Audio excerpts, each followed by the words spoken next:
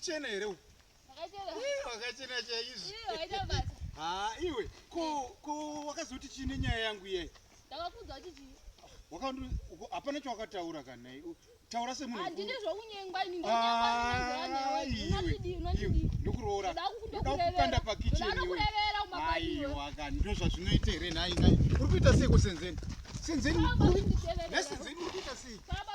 Inga uchiramba maticha iwe. Munhu akadzidza seni. Ndokuvhiringa. Hausikona muchenero wandakaita. Pfutsika unakana kumbochena iwewe. Pfutseke. Pfutseke basi iwe.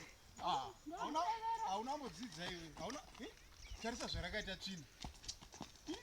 Kana benzi Harare inopindiwa nemunhu akadai so. Uri benzi iwe. Haupakaroorwa iwe. Hakuna munhu anoroora zvakadai mani.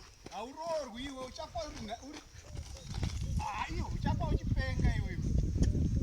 Unoroorwa nani tsvina dzaka